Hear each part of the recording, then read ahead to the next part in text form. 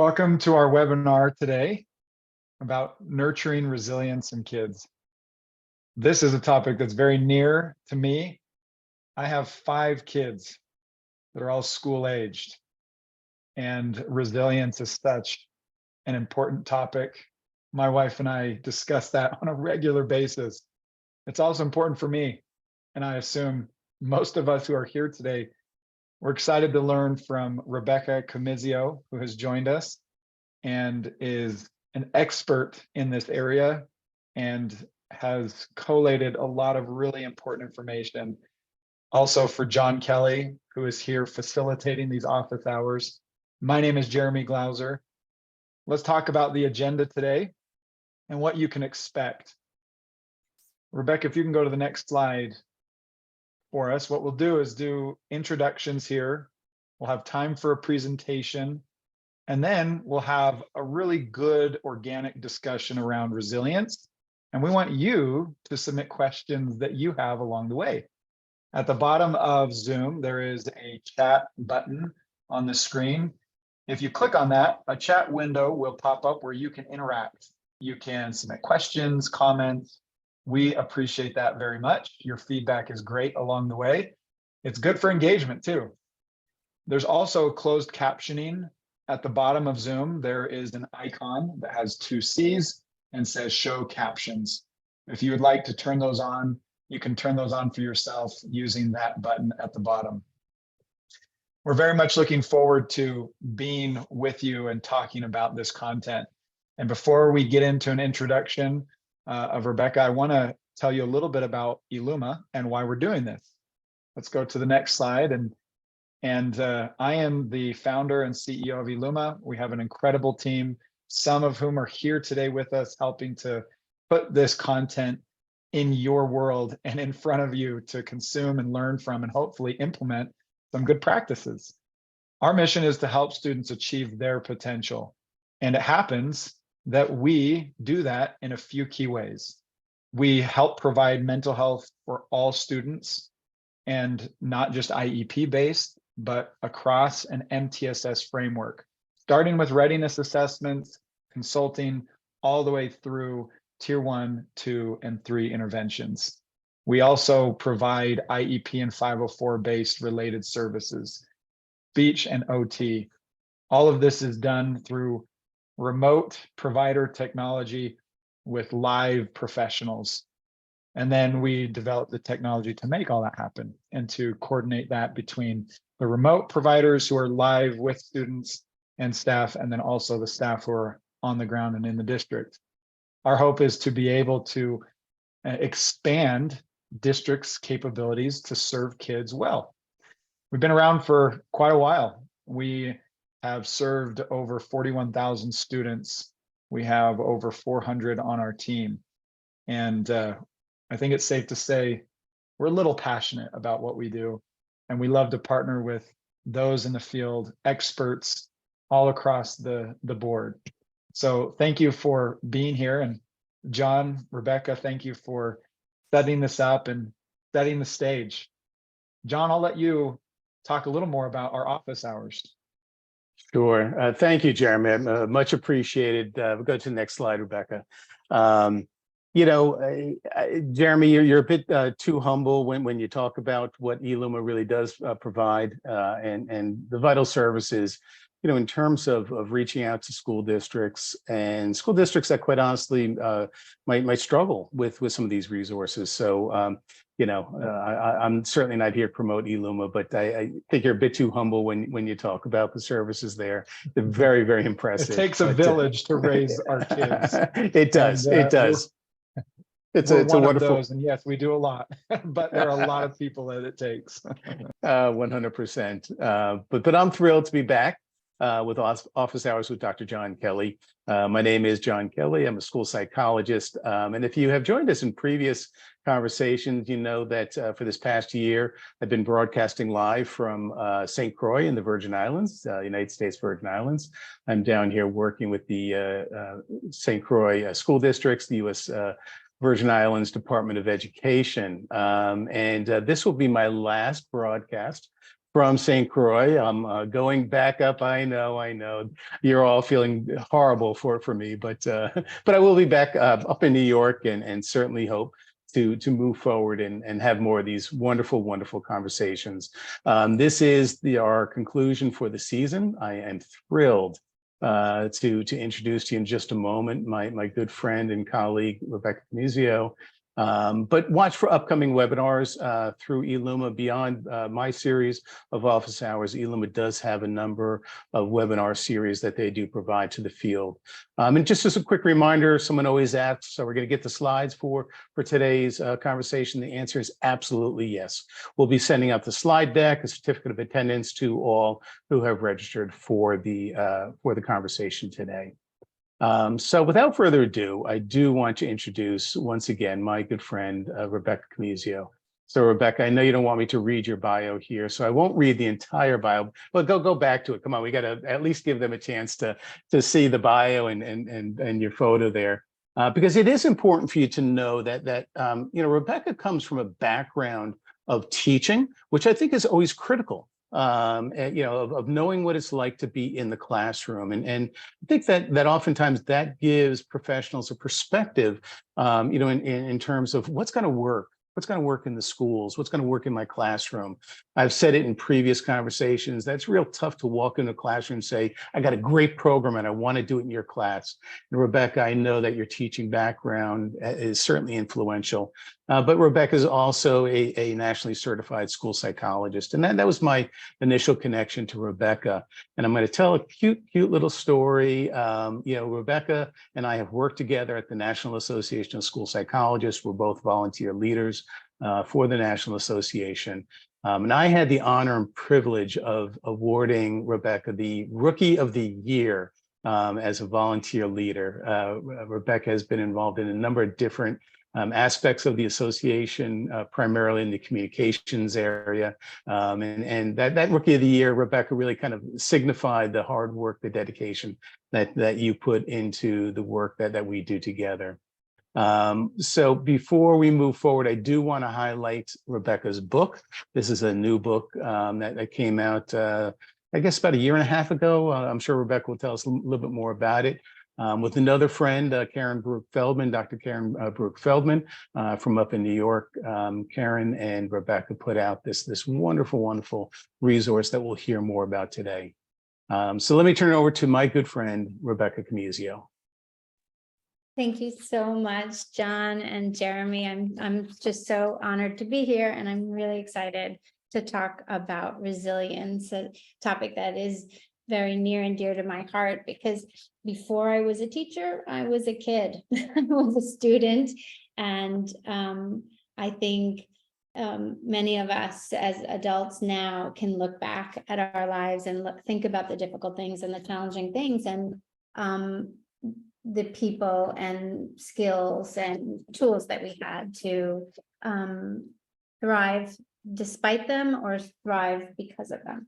So, but before I get too far ahead of myself, let's just define resilience, because there are many definitions out there. If you were to scour the literature on resilience, you would see that there are several. And I think one reason for that is because they come from many different fields. It's not just psychology or education where we think about resilience, but the medical field thinks about cellular resilience and what we can do to help our bodies deal with adversity and challenge. And, every field has a definition, but the one that I like is flexibility in the face of stress, and not being diminished by an adversity or a challenge or even a trauma, but coming back, bouncing back, and being either the same as you were before or even experiencing growth. Maston and her colleague Barnes say that resilience is the ability to adapt and thrive in the face of adversity, stress, or trauma. It involves a combination of individual traits, social and environmental factors, and adaptive processes. So we're going to talk today about what those factors, traits, and processes are. Also, I want to talk about why this is important. You know, as we think as parents and educators and people who care about supporting children to thrive and young people, we have an idea of why it's important. But I have a quick video with an idea for us that I think is really nicely said, a metaphor for why resilience is important for us. There's something I want to tell you about the stress and how we have to look at stress, okay? And I think it's an important thing because many people have told me from my lectures it's the one thing they remember, okay? I was sitting in a dentist's office and looked at an article that said, how do lobsters grow? Well, I don't care how lobsters grow, but I was interested in it. And it points out that a lobster is a soft, mushy animal that lives inside of a rigid shell. That rigid shell does not expand. Well, how can the lobster grow? Well, as the lobster grows, that shell becomes very confining, right? And the lobster feels itself under pressure and uncomfortable. It goes under a rock formation to protect itself from predatory fish, casts off the shell, and produces a new one. Well, eventually, that shell becomes very uncomfortable as it grows, right? Back under the rocks. And the lobster repeats this numerous times. The stimulus for the lobster to be able to grow is that it feels uncomfortable. Right? Now, if lobsters had doctors, they would never grow, because as soon as the lobster feels uncomfortable, goes to the doctor, gets a Valium, gets a Percocet, feels fine, never gets off its shell. So I think that we have to realize that times of stress are also times that are signals for growth. And if we use adversity properly, we can grow through adversity.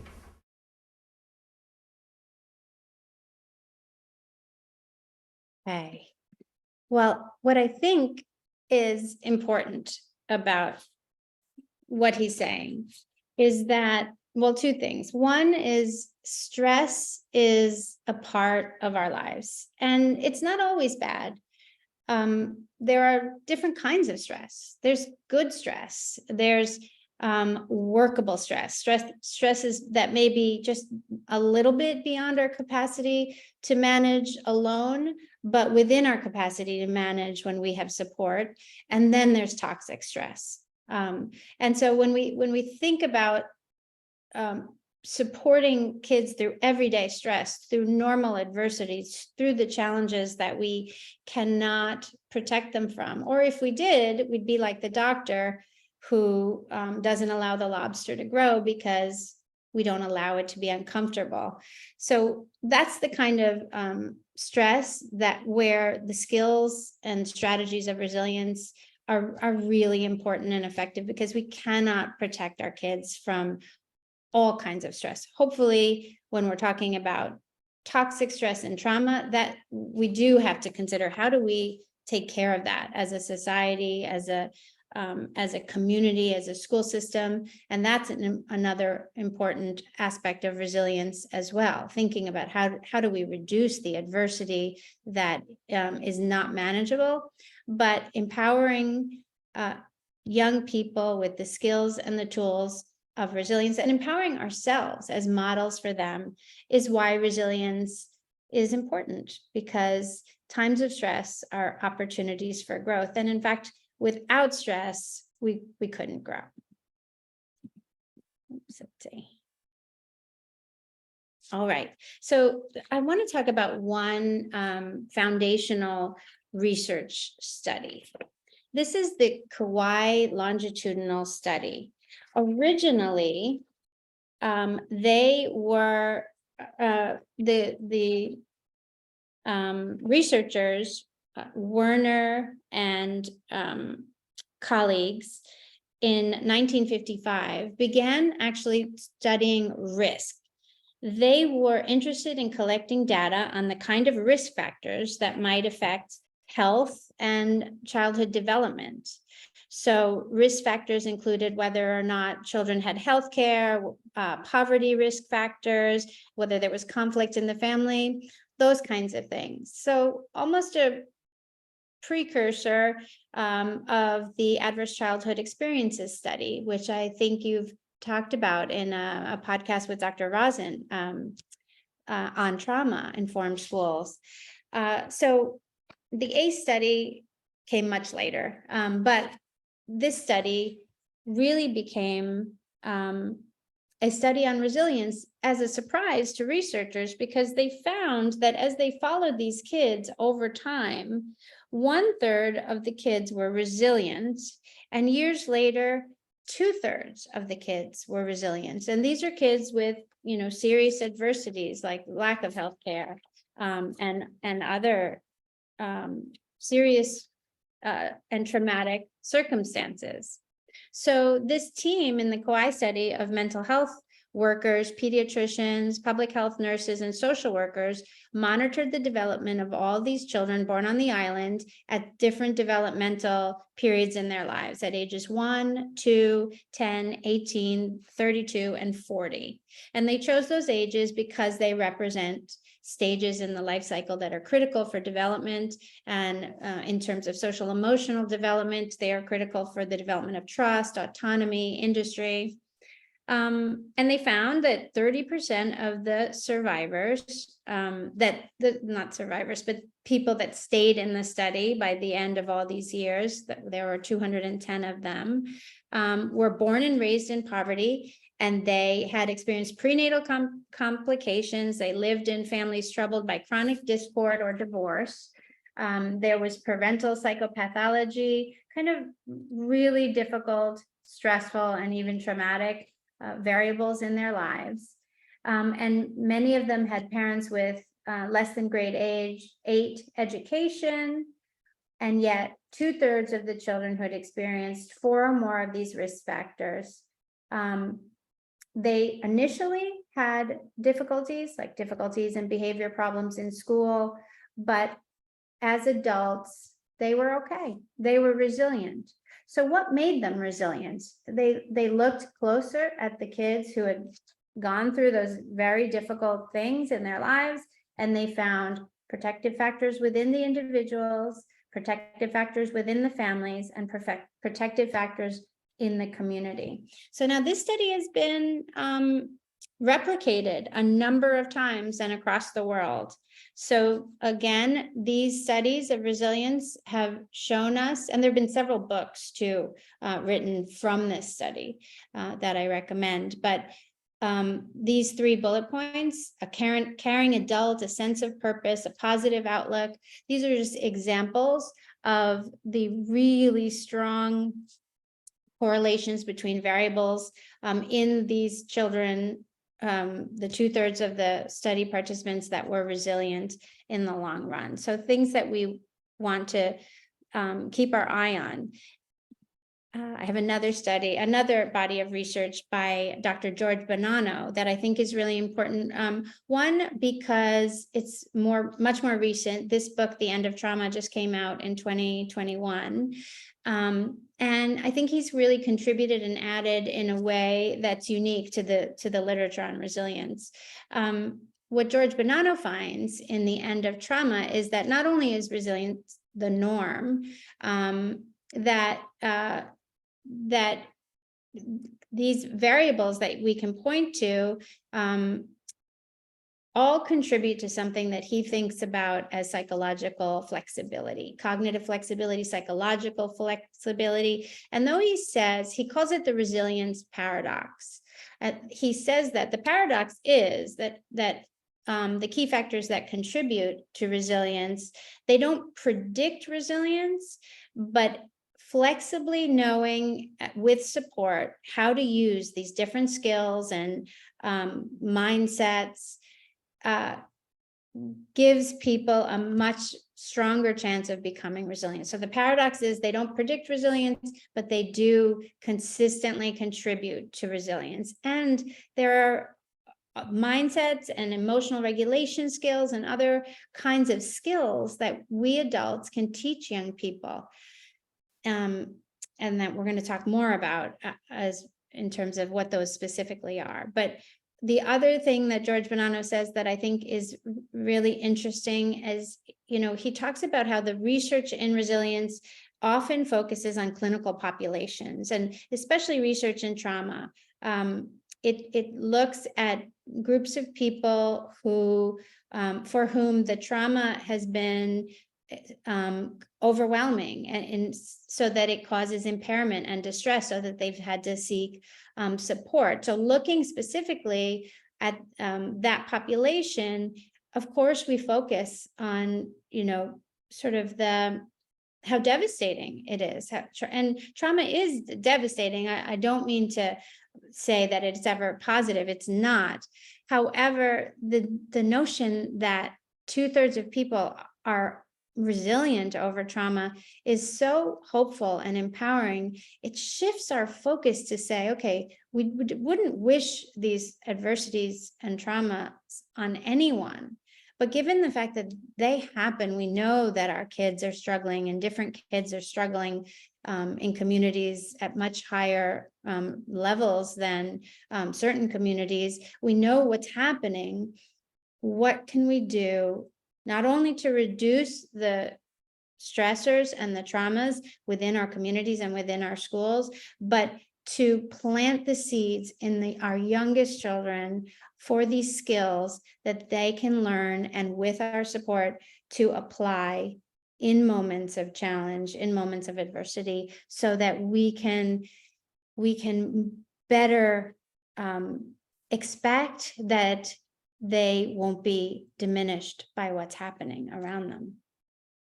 And so my friend Karen and I, John mentioned my friend Karen Baruch Feldman. She's wonderful. She is a school psychologist in public schools in Westchester County, New York. And she's also in private practice, working with young people and their parents. And she and I wanted to create a tool for educators and parents to know where to start, to what are the skills, and how do we talk about them with young people? Because that's a skill in itself for adults, trying to even explain what resilience is, or different mindsets or behavioral activities that they can do that make them stronger and make them be able to handle stress, and name their emotions. All of these skills, they're hard to put into words. And so we wrote this book for kids, for children readers, so that the language is there. And so even if the adults are the ones reading with their children, which we recommend, the language is there so that you can build on conversations and do activities. And we use this acronym STORMS. The acronym covers every component of resilience that we found in the research. The first and one of the most important things is it starts with the adults. If we learn ourselves about what helps us be resilient over challenges and different types of stressors and adversities, we model that for our kids.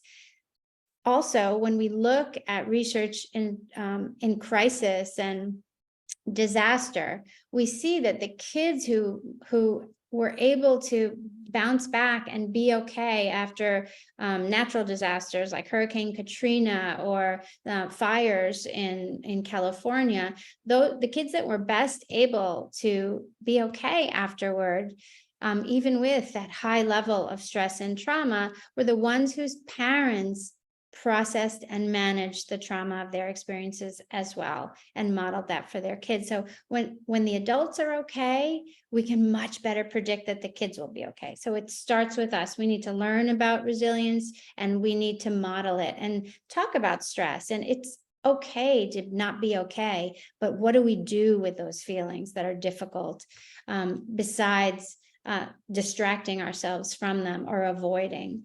So the T is for just that. Teach yourselves the skills of resilience. And in the book, our section that is for teaching the skills of resilience talks to kids about why they can learn these skills and why it matters. Why would it matter to them in their context? It matters with friends, it matters with teachers and with their goals. own your own emotion is about emotional regulation and recognizing emotions. A lot of times in our cultures of schools and communities, we really prioritize positive emotions because they feel good and they're wonderful, but we have to make it okay and safe for kids to tell us that they're angry, that they're disappointed, that they're frustrated, that they're sad or they're mad or they're hurt. And so by owning our own emotions and saying that, yes, we feel that way too. Sometimes we can feel overwhelmed as adults. We can feel sad, that it's not a bad thing. It doesn't make us weak. It doesn't make us, somehow less than. It's normal, it's human, it's actually positive. Those are a set of skills that we talk about with kids, identifying and naming and regulating emotions. The rule your mind, that's about mindsets and goal setting and thinking logically. And from cognitive behavioral therapy, it's about recognizing thinking traps, patterns of thinking that actually end up often making us feel worse. And by understanding that, by understanding what thinking is and how we can kind of separate ourselves from our thoughts to see them, that's very complicated. That's not exactly how we say it in the book, but for you all adults, how we can get unstuck from these ways that which we think about problems that actually don't help us or can make our problems more difficult. Those are the rule your mind skills. Managing behaviors are about behavior skills, and they're as simple as basic foundational health skills, like understanding signals from your body when you're tired and when you need to sleep and rest, or what your body needs and exercise or fresh air or time outdoors, and also actions that you can take to help you manage stress. Breathing, mindfulness skills are in there too. And then the last S is social support. A lot of times in the past, we thought about resilient people as these individuals that had something within them that helped them, as an exception, become resilient over something very difficult. So we would look at our examples of resilient people and we would say, wow, how did they get through that? And what was it about them?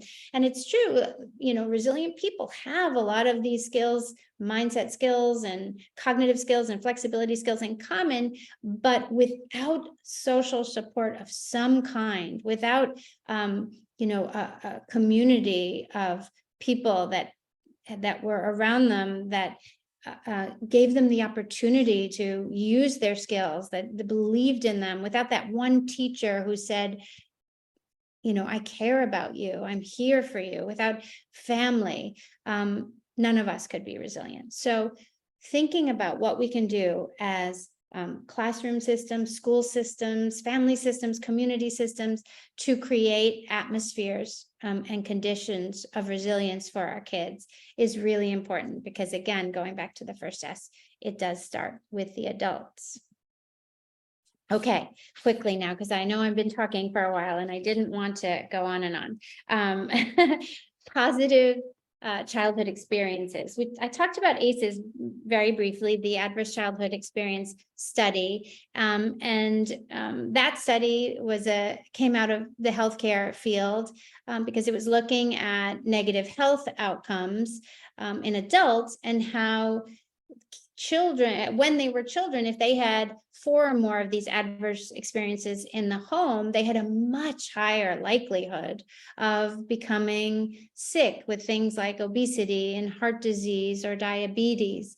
And so a body of research, including this study by Bethel and colleagues, looks at what are the positive childhood experiences that counterbalance the adversities, that help us be resilient. And these were some of the most important ones. Feeling, and if you hear me read them out loud, you'll notice how they sound a lot like the storms, right? Being able to talk about your feelings with family members and have them talk about feelings, like having that safe space to say how you feel, because feelings, including feelings that come with stress, like overwhelm or sadness or fear, need to be processed, and they need to be processed through expression. So one of those forms of expression is being able to put words to them.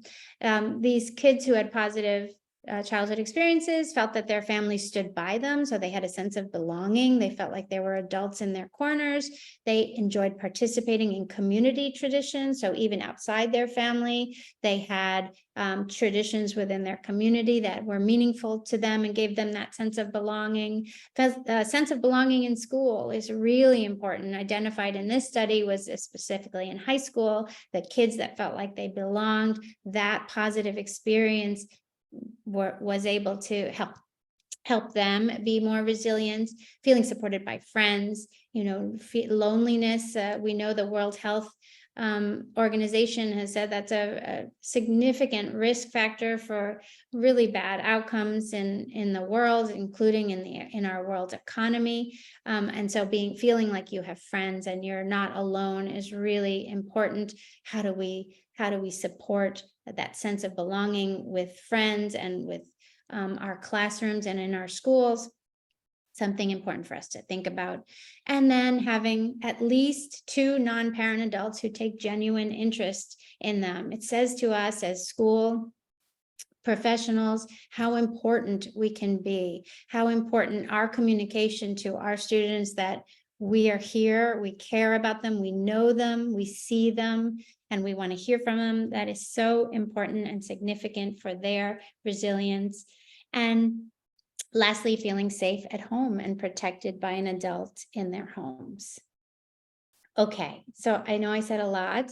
This is my last slide, and it just highlights what I've been saying about how none of us can be resilient alone. It takes the adults around us and the community around us. And this video is just a beautiful example of someone who is resilient at the US Olympics in Barcelona.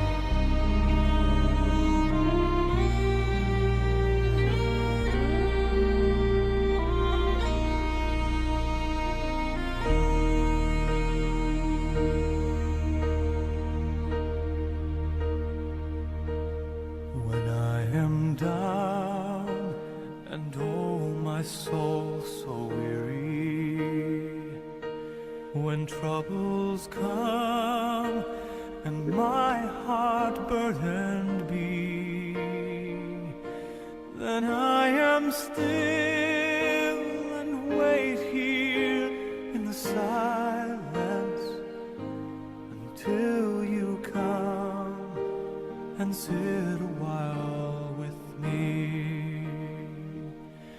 You raise me up so I can stand on mountains. You raise me up to walk on stormy seas.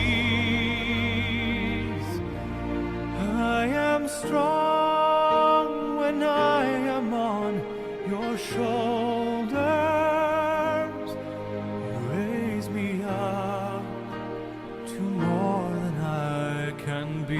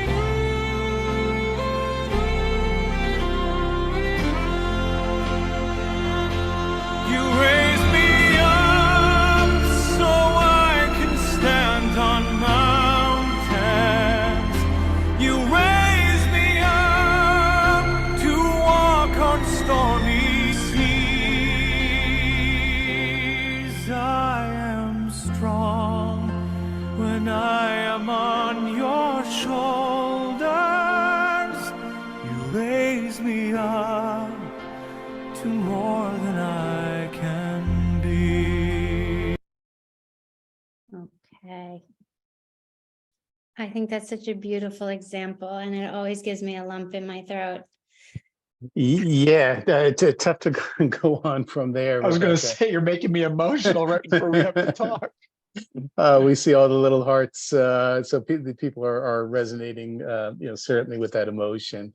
First off, thank you, Rebecca, for kind of those introductory remarks there, and kind of diving into some of the big ideas, so to speak, of resiliency in children. There's so much material, and this always happens, Jeremy. I mean, we have our guests come in, they present this incredible material, and there's just so much to dive into. We have some great questions actually from the audience that I do want to kind of dive into just before we dive into some thoughts, and Jeremy has some thoughts as well. And we'll infuse different questions from the audience as well, because some of the questions that folks were asking certainly resonated with me. I want to kind of ask a little bit more about it, but I do want to come back to one question that came back, and I think it's really critical. At the beginning, you were talking about protective factors, and protective factors to help buffer against some of those adverse risk factors that children experience. And an audience member just was asking, well, what do you mean by protective factors? So if you can give just a kind of a brief description or definition for protective factors. Absolutely. So protective factors are qualities in a person's life that are positive in the way that of being supportive, but also more predictive when they're there, of resilience, because even when that person faces adversity, stress, challenge, or trauma, when they have some of these protective factors in place, they can lean into them. They can use the strength gained from some of those factors, and if it's a skill like optimism is a protective factor, they can actually use it as a tool to manage, to deal with the adversity or the challenge. So the study that I mentioned looked at within family and relational protective factors, and there's been a lot of those. In fact, the used to be called the Harvard Men's Health Study, but then they added women, but it's a longitudinal study. So it's called the Harvard Adult Development Study, I believe. And it's shown that over generations of people, having strong relationships was a protective factor for negative health outcomes. So for example, men who reported having strong relationships with their spouses in the study, it was noted that they had a lower incidence of heart disease. So that's really powerful, because we don't have a lot of those strong correlations between when this is in place, it protects from this negative outcome statistically more than if you didn't have it. So that's what those protective factors are. They're also, sort of qualities of being, like I said, optimism, gratitude, mindfulness as a quality. If we can be sort of more present to our experience, and that kind of goes back to what I said about having an attitude of allowing ourselves to feel feelings, like just to not to try to distract ourselves. Sometimes distraction is great, and I'm not saying it's always bad, but letting our kids know that sometimes you're going to feel frustrated or mad or sad, and the feelings are never wrong. It's sometimes we need to work on what we do with those feelings, but it's okay to feel however you feel, and how you feel isn't going to make me as your caring adult, turn away from you. And what I really like about protective factors, and I often talk about this, is that these are things that we can build into a child's environment. And so whether they be the relationships that you're talking about, whether they be environments that we create within the school, whether we be addressing some community conditions or in the home, family conditions, these are factors, environments that we can create And I want to kind of dive into that a little bit more to give our audience a little bit better sense in terms of, well, what really are these factors. But I think it's important to start there. And I do want to just ask for a clarification, because I want to make sure I didn't hear you wrong. When you were talking about the original Kawaii study and then the Bonanno study, you talked about how 2/3, most of the kids, most of the individuals, end up, in a resilient spot later on down the line. The way I think about it is that, and I think you mentioned this, that it's resilient with support. Mhm. So if we just leave kids alone, we don't give them any support, we don't, change environments, those aren't the kids that are ending up resilient. I think the key message is they end up resilient, but it's because of changes that have been able to make, things we've been able to build into their environment. Is that accurate? Yes, I would say that's absolutely accurate. And I would say it's likely that those 2/3 had a lot of protective factors that maybe weren't identified because that's not what's always researched, but they were likely there. George Bonanno looked at people that had in New York City who initially were very traumatized by 9/11. Even 2/3 or maybe more, I need to, look up the exact number of those people in New York City were also resilient. But if we remember from those horrible days just after 9/11, there was a lot of coming together too in our shared grief and anger and all those difficult feelings. And so that's what it's about. It's about that support, the support around them. And if people have it, they can manage even, extremely traumatic events and disasters. Just a real I'll give quick, you an example. go ahead, Jeremy. I'll give you a quick example. And, at the beginning, I told the group that we have 5 kids, and resilience is very important. It's very applicable day in and day out, not just for the kids, but for us as parents. And in the last 48 hours, our son has had a pretty big disagreement with one of his friends, and it got physical. No one was seriously harmed, but it got physical. And there's been a pattern that they display as their friends, and then it's resulted in this. And you can tell my son didn't want to talk about it. And what you're discussing is so accurate, because what he did need is catharsis with a trusted adult. And so asking him to describe what he's feeling and not judging him for that was a big relief. Whew, right? Because he's angry, he's mad, he's frustrated, he feels betrayed. And those are natural feelings for him. And if he didn't know how to process that, I would be very concerned that he wouldn't be able to, be resilient in this situation. The good news is that he is now willing to talk with his friend and me and the friend's dad together. And at first, when that was proposed, it was a no way. There's a common saying, if it takes a village to raise a child.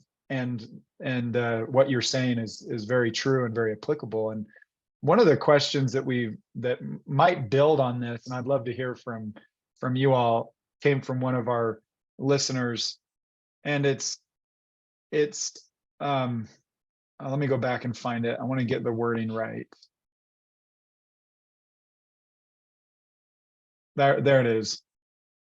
Training kids to, the way it's phrased is unthink their negative skills and what they naturally gravitate toward, and examples or ways in which you've seen positively teaching them to unthink those negative skills and build the resilience in the face of stress or adversity.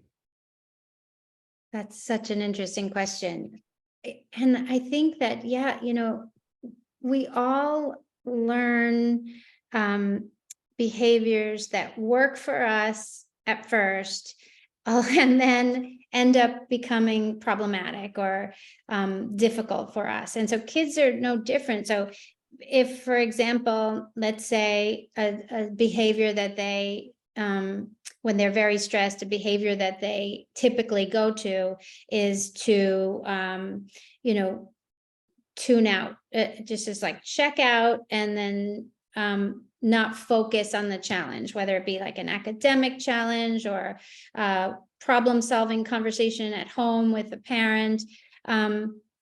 And then, you know, the adults, whether it be a teacher or the parent, sometimes it's like, are you listening to me? How many times, you know, and and the thing about the strategy was, it did work at first for the child, because when the child was very small, you know, probably there was a lot more patience and we were like, okay, let's sit down, let's work on this.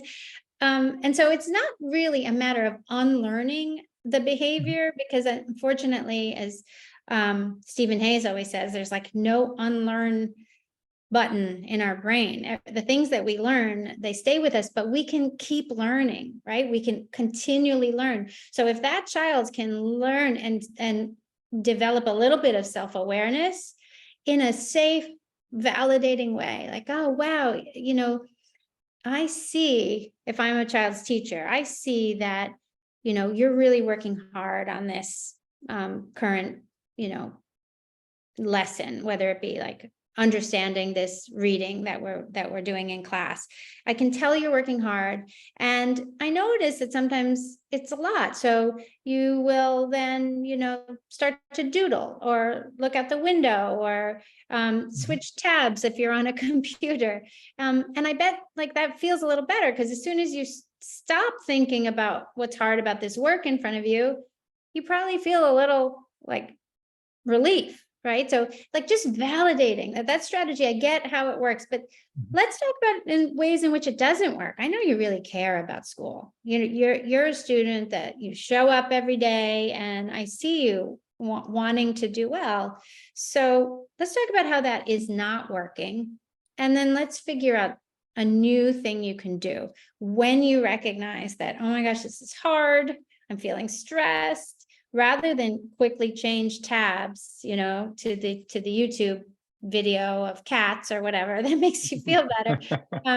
Maybe you could just take like a quick break, get a glass of water, or maybe we can plan times when you could watch the video of cat. You know, it's a collaborative problem solving conversation to teach kids about themselves and these, you know, if they're negative behaviors that they've made a habit, let's take small steps to adding new behaviors that will create change.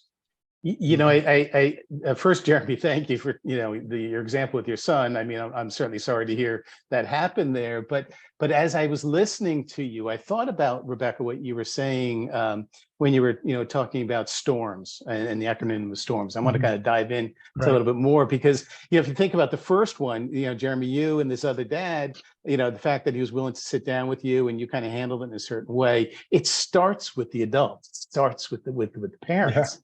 And, you know, once again, the T, you know, understanding and you understanding what some of the resiliency skills were all about, being able to model some of that for him.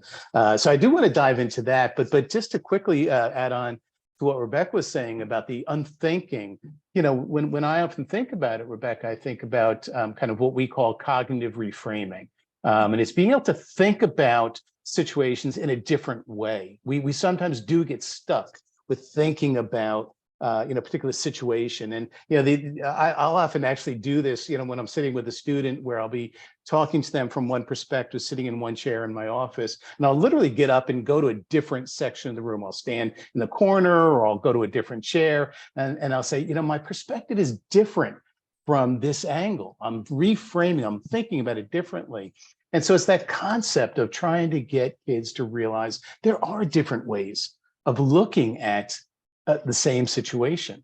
And sometimes behaviors can change, you know, as a result of that. But, you know, Rebecca, let's talk about the storms and kind of the acronym there, because I think that, you know, Jeremy, again, your example is so so poignant in terms of illustrating many of the important points. And I do want our audience to be able to hear how we can teach kids these skills, how we can create environments. So can you talk just a little bit more about that aspect? Absolutely. And feel free to use that example if that is helpful. It's a great And example. I'll take it and go use it. Yeah. Well, I think you, as the parents, both you and the other parent, in creating the opportunity for them to sit together, even though I totally get it why at first that was not appealing to your son. He came around to it because you must have presented it in a way that was without judgment or criticism, or you presented a flexible mindset and an opportunity to, okay, this really difficult thing happened between you and your friend, and it makes perfect sense why you're angry, and we can learn more from this, and we can, either repair the friendship and grow within it, or you can decide, what is the thing that you want to take from this. And so by setting it up that way, I think you created a resilient sort of atmosphere around him that made it possible for him to want to do that, which is just the thing that the adults should do. When you look at a lot of evidence-based social emotional learning programs, and I'm going to think about schools for a moment, a lot of them start with the adults, because there's adult training like that we have to immerse ourselves in understanding what the program is teaching our students before we can it's not like nobody can pick up a book and just read the pages and think that the kids are going to learn something from it. A good example of that is Mark Brackett and his Ruler program. He has this program for schools about emotional intelligence, and his goal is to increase the emotional intelligence in schools so that kids can be more resilient, basically, because emotions matter, he says. And his program requires 2 years of only adult work before there's even a poster in the classroom for the kids. And I think that's telling of how important it is to start with the adults. So I like that a lot, Rebecca. Yeah. Because personalizing our own learning is a prerequisite to personalizing the learning for those that we teach. And I really like that. Yeah. Right. One of the R stands for rule your mind. Is that right? And I think about some of the kids I work with, I have to admit, I'm thinking like, how can I get kids to rule their own mind? I mean, particularly think about some of my 7th graders, that I'm working with, or 8th graders, those middle school kids, or, younger or even older kids. Mm-hmm. Tell us a little bit more about that. What does that really mean? Give some examples about, ruling your own mind. Sure. Well, it's like what you were saying before about taking perspective. Sometimes I'll say to a kid, take this index card and just write a phrase or a word that represents the current problem. Write it on the card. And then I say, okay, like stick it like right up to your face, and now you tell me what you see. Obviously all they see is this card with this word on it. Like it might say fight, fight with my friend. In order to get a little bit of perspective and distance and the ability to decide what we want to do, rather than letting our problem decide for us, rather than react to respond, we need a little space. And so there's lots of tools to creating that space. It's just self-awareness skills, like naming the thought, right? And then, okay, so once you write down what the thought is you're having about your problem, let's look at it. Is it fair? Is it true? Is it, logical? Is it helpful, right? And then teaching our kids that for them, young people, thoughts just feel like reality. But giving them the tools to recognize that the thoughts that we have, it's like a story in our head. It can be edited. There's lots of ways to write a story. Some are really helpful and some are probably not. Right. I love that. It could be edited. I know, I do love that. I'm going to You know, hold that it- in my own head. What it does remind me of is you know, confronting our own bias, not just toward others, but our own self. And the narrative in our own mind can be negative, as pointed out by those participating, and confronting that bias, like you've said, and saying, this is what I'm telling myself. Why do I believe it's true? And Mhm. can I change that story and that narrative? And it doesn't just apply to the bias that we face toward others around us and in this world, but I've found that even in our own selves. So thank you for sharing those practices that you found. You know, this happens each and every conversation. We get caught up in the conversation, we lose track of time, but we're quickly coming to the close. I do want to make sure we address any audience questions. But before we do, and Rebecca, you know, something that's near and dear to my heart. You've talked about a culture of resilience. And I love that phrasing, a culture of resilience, because what it really says is it's something that we want to instill and help kids develop. So it's something within them, but it's also something that exists around them. And, you know, I know you referenced a previous conversation that we had with Eric Rawson, you know, good friend Eric Rawson. He talked about, you know, trauma-informed care.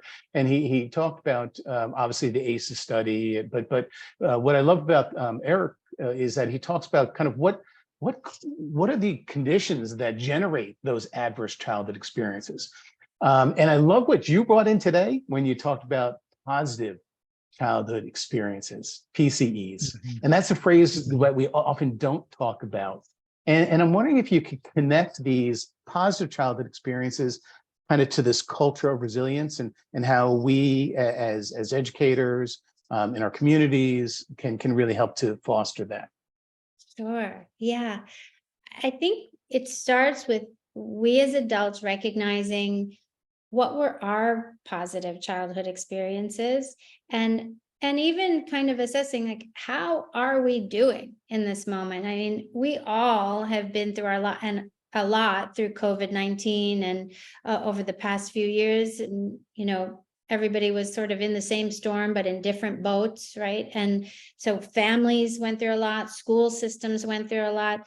And so just to think about, before we can ask any adult to be sort of that charismatic adult that fosters kids' resilience, we have to make sure that they're feeling resilient, right? So noticing, for me, like noticing that when I was young and I faced difficult things, I remember having, you know, the one teacher in school that I knew thought, you know, well of me, Miss Barron, my fifth grade teacher. She was the best.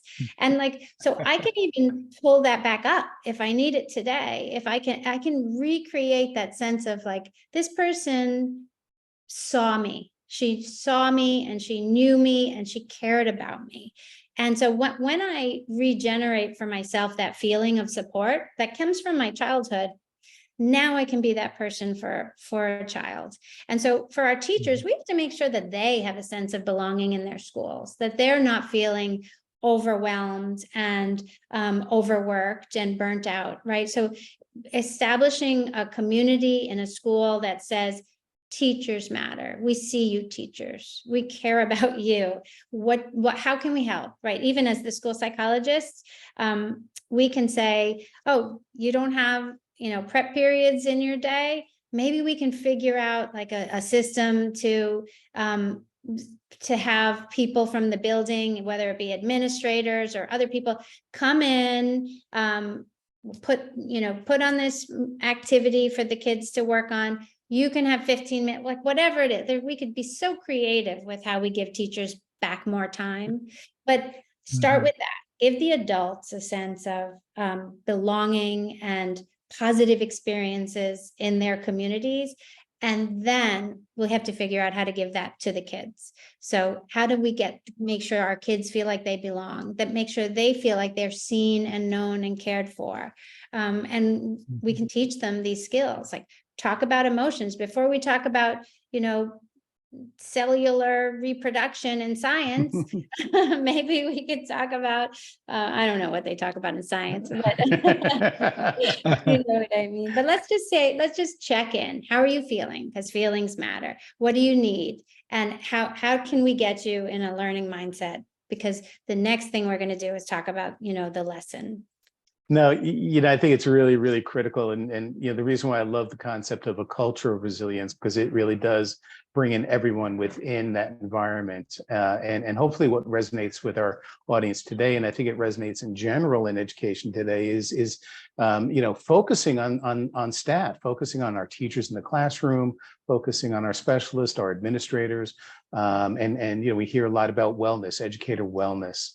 In fact, I'm going to, while I'll be coming back up to New York in June, I'll be coming actually back down to the Caribbean here. I'm presenting at the Caribbean Wellness Conference on St. Martin in August. And my topic is on wellness, educator wellness. And so this whole sense of culture of resilience, I'm gonna probably pick your brain a little bit more on that, Rebecca, and get some notes for you for that presentation.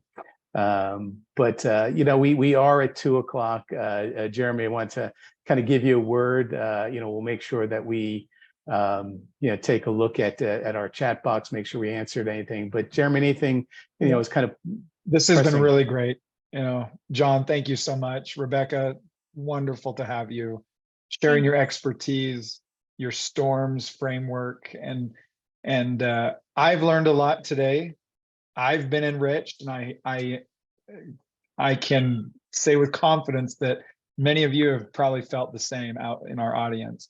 Thank you for sticking around through this conversation, and hopefully you can take little practices, or as you said, Anna, gems from this and implement them into your day-to-day and make a difference.